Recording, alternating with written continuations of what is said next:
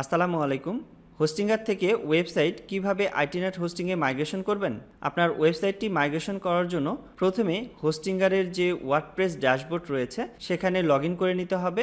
এরপর নতুন একটি প্লাগইন ইনস্টল করার জন্য বাম পাশ থেকে প্লাগইনস এই বাটনে ক্লিক করতে হবে।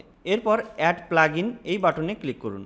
নতুন একটি প্লাগইন ইনস্টল করার জন্য সার্চ প্লাগইন এই অপশনে WP Vivid এই প্লাগইনটি লিখে সার্চ করতে হবে এবং প্রথমে যে প্লাগইনটি দেখতে পাবেন migration backup staging WP Vivid backup and migration এই প্লাগইনটি ইনস্টল করার জন্য ইনস্টল নাও বাটনে ক্লিক করুন। এরপর এটি অ্যাক্টিভ করার জন্য অ্যাক্টিভ বাটনে ক্লিক করুন। অ্যাক্টিভ হয়ে গেলে সরাসরি আপনি WP Vivid ব্যাকআপ প্লাগইনের যে ড্যাশবোর্ড এখানে চলে আসবেন। এরপর আপনার ওয়েবসাইটের ব্যাকআপটি জেনারেট করার জন্য ব্যাকআপ নাও বাটনে ক্লিক করুন। ব্যাকআপ নাও বাটনে ক্লিক করলে আপনার ব্যাকআপ জেনারেট প্রসেস শুরু হয়ে যাবে। ব্যাকআপ জেনারেট সম্পন্ন হয়ে গেলে আপনি একটি সাকসেসফুল মেসেজ দেখতে পাবেন। এরপর এই ব্যাকআপটি ডাউনলোড করার জন্য ডাউনলোড বাটনে ক্লিক করুন এবং পুনরায় এখানে যে ডাউনলোড বাটন রয়েছে এখানে ক্লিক করুন। ক্লিক করলেই আপনার ডাউনলোড প্রসেস শুরু হয়ে যাবে, অর্থাৎ লোকাল পিসিতে আপনার ব্যাকআপটি ডাউনলোড হতে থাকবে। আপনার ওয়েবসাইটের ডাটা যদি অনেক বেশি হয় কিংবা ডাটাবেস সাইজ যদি অনেক বেশি হয় সেক্ষেত্রে এখানে মাল্টিপল ব্যাকআপ জেনারেট হতে পারে এবং মাল্টিপল ব্যাকআপ জেনারেট হলে সবগুলো ব্যাকআপই আপনাকে একইভাবে ডাউনলোড করে নিতে হবে। যেহেতু আমার এটা খুবই সিম্পল একটি ওয়েবসাইট, এজন্য একটি ব্যাকআপ জেনারেট হয়েছে এবং এখানে ব্যাকআপ অল এখানে দেখতে পাচ্ছি। এখন আমার এই ওয়েবসাইটের ব্যাকআপটি ডাউনলোড করা সম্পূর্ণ হয়ে গেছে। এখন আমাকে আইটিনাট হোস্টিংয়ের যে সি প্যানেল রয়েছে এখানে লগ ইন করে নিতে হবে। এরপর WP ম্যানেজ বাই আইটিনাট সফটওয়্যার সেকশন থেকে এখানে যেতে হবে এবং এখান থেকে আপনার ওয়েবসাইটের জন্য একটি ওয়ার্ডপ্রেস ইনস্টল করে নিতে হবে, যা আমি অলরেডি ইনস্টল করে নিয়েছি। এখন আপনার ওয়েবসাইটটি আপনার লোকাল পিসিতে পয়েন্ট করে নিতে হবে হোস্ট ফাইল এডিট করে।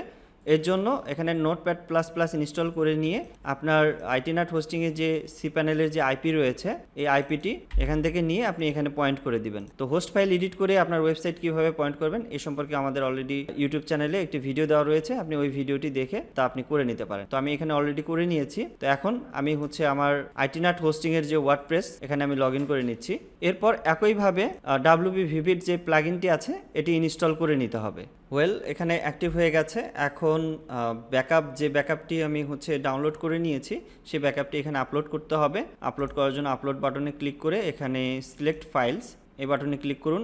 এরপর যে ব্যাকআপটি আছে সেটি সিলেক্ট করে ওপেন বাটনে ক্লিক করুন। এরপর ব্যাকআপটি অ্যাড হয়ে যাবে এবং এটা আপলোড করার জন্য আপলোড বাটনে ক্লিক করুন। তো এখানে আপলোড প্রসেস শুরু হয়ে যাবে।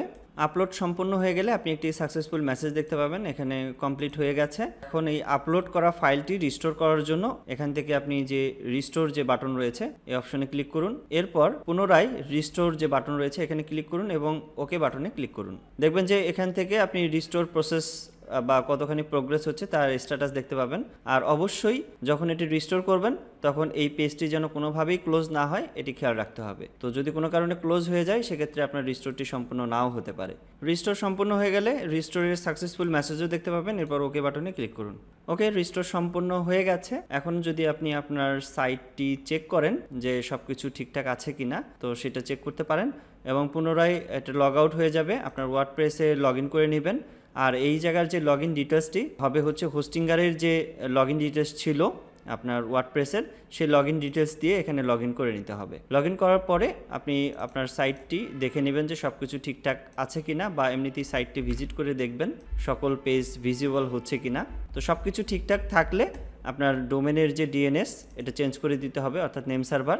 আইটিনাট হোস্টিংয়ের যে নেম সার্ভার রয়েছে ns1.itinathosting.com এবং ns2.itinathosting.com এই নেম সার্ভার দিয়ে আপনার ডোমেনের যে নেম সার্ভার আছে তা আপডেট করে দিবেন। তাহলেই আপনার আইটিনাট হোস্টিংয়ের সাথে আপনার ডোমেনটি কানেক্ট হয়ে যাবে। তো এইভাবে খুব সহজেই আপনার নিজের সাইটটি আপনি নিজেই হোস্টিংগার থেকে আইটিনাট হোস্টিংয়ে মাইগ্রেশন করতে পারেন। এতক্ষণ আইটিনাট হোস্টিংয়ের এই ভিডিওটি দেখার জন্য আপনাকে অসংখ্য ধন্যবাদ। এই ভিডিওর কোনো পার্ট যদি আপনার বুঝতে অসুবিধা হয় সেক্ষেত্রে এই ভিডিওর কমেন্ট সেকশনে জানাতে পারেন। তো ভালো থাকবেন সবাই। আসসালামু আলাইকুম।